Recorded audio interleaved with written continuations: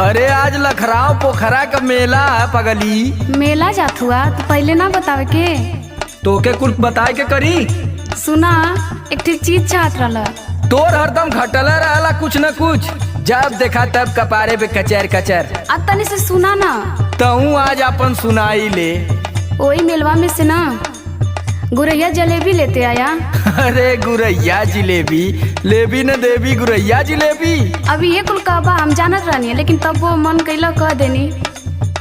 सुना सुनावा।